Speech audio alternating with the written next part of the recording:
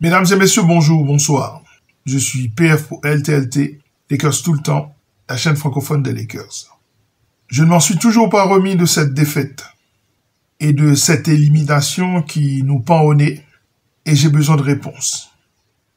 J'ai besoin de réponses et aujourd'hui, je vais poser des questions à JJ Redick. J'ai 10 questions à lui poser. Je pense que ce sont des questions que la plupart d'entre vous se posent également. Eh bien, dans cette émission, nous allons simuler une interview.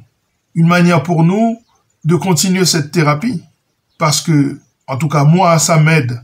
En posant des questions, je règle un certain nombre de problèmes et j'arrive à guérir d'un certain nombre de blessures. Nous allons faire tout ça. Lakers tout le temps, c'est tout de suite. Step 1, wake up early, gonna rise with the sun. Step 2, get some good, some food in you. Step 3, think real hard about what you wanna be.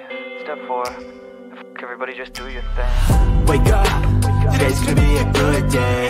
Wake up, today's gonna be a good day. Wake up, today's gonna be a good day. Wake up, today's gonna be a good day.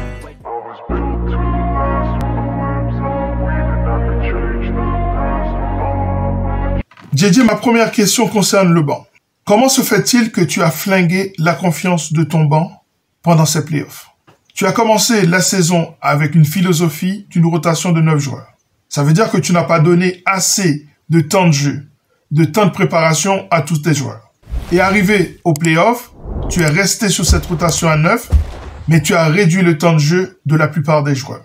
Ça veut dire que ton banc n'a été d'aucune utilité pendant ces playoffs. Alors que dans ton effectif, tu as quand même un mec qui est malade, qui souffre d'une grippe intestinale.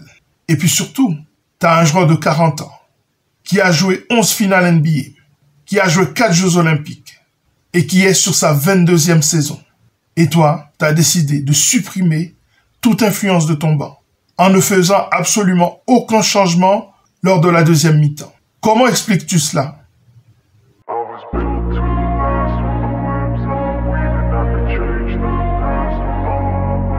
JJ, ma deuxième question concerne les rentrées en jeu. Comment se fait-il que ton équipe a connu des problèmes de rentrée en jeu pendant toute la saison? Souviens-toi ce qui s'est passé face à Chicago. Sur une rentrée en jeu, nous avons perdu le ballon et Chicago a gagné le match. Comment se fait-il que nous n'avons toujours pas réglé ce problème?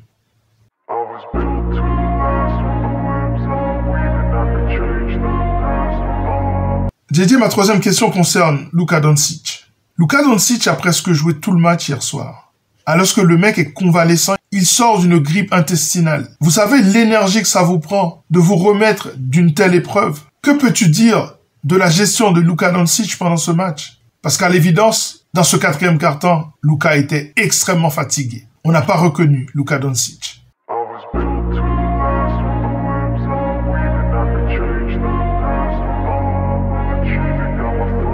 JJ, c'est le deuxième match consécutif que LeBron James, l'un de tes joueurs majeurs, l'un des meilleurs joueurs de l'histoire de la NBA, n'a pas touché le ballon dans le Money Time. C'est le deuxième match consécutif que LeBron James ne touche pas la balle au moment où les décisions doivent être prises. Je ne parle pas de cette dernière action où il reçoit la balle et il n'a pas grand-chose à faire. Je parle des moments où on dessine des phases de jeu pour lui pour qu'il puisse dominer. Comment cela se fait-il que LeBron James n'a presque pas touché le ballon dans 2 quatrièmes quart-temps consécutifs?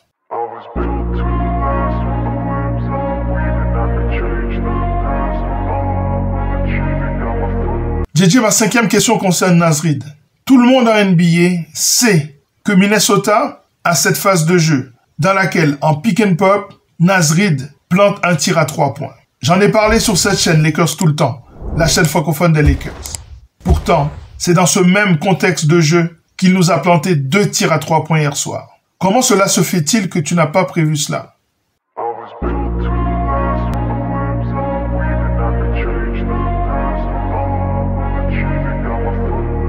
Jared Vanderbilt, au cours de sa carrière, a connu quelques succès en défense sur Anthony Edwards.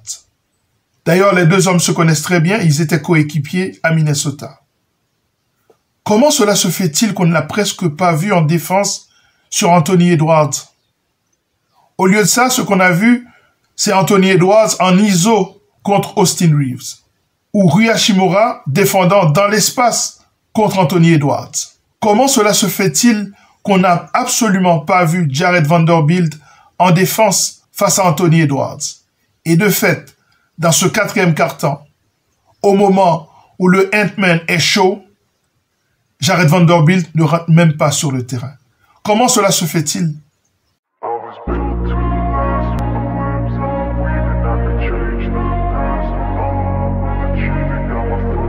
JJ, comment cela se fait-il que tu sois victime 2 fois de suite du même scénario?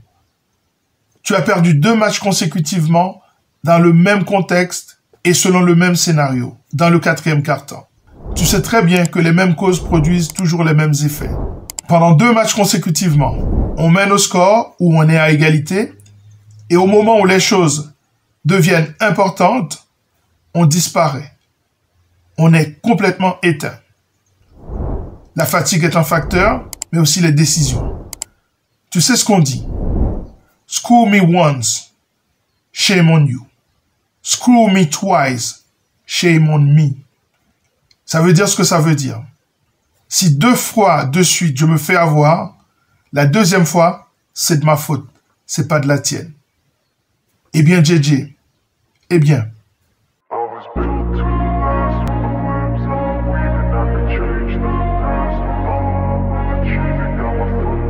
JJ, on arrive à la fin de cette interview. Ma 8e question concerne Julius Randle.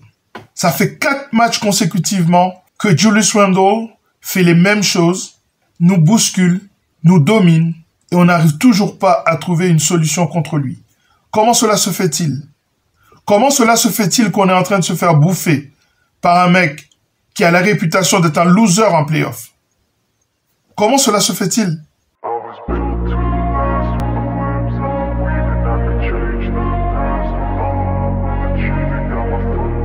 JJ, es-tu satisfait de tes challenges, de tes temps morts? Est-ce que tu penses que dans l'optique du 5e match, tes prises de décision en challenge et en temps mort peuvent changer le momentum de ton équipe? Que peux-tu faire de mieux pour qu'au moment où il faut prendre un temps mort ou au moment où il faut faire un challenge, ça puisse changer la dynamique de l'équipe? Autrement dit, es-tu content de toi au niveau de tes challenges et de tes temps morts? Parce que nous, pas du tout. Pas du tout.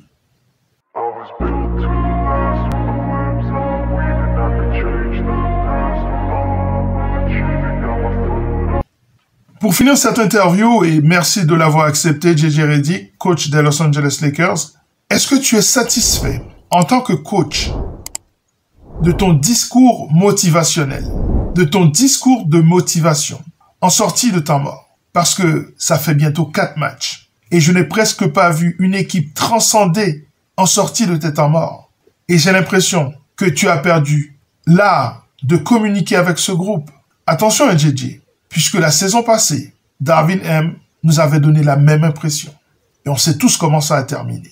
Attention, je ne souhaite pas que tu sois viré. Je pense que tu es un excellent coach. Tu es un jeune coach qui a déjà fait beaucoup de choses. Mais attention, la vérité d'aujourd'hui n'est pas celle de demain. Et il faut se souvenir que Mike Malone, un coach excellent pour l'exécution au 4e quart-temps, a été viré par son équipe des Nuggets de Denver. À bon entendeur, salut.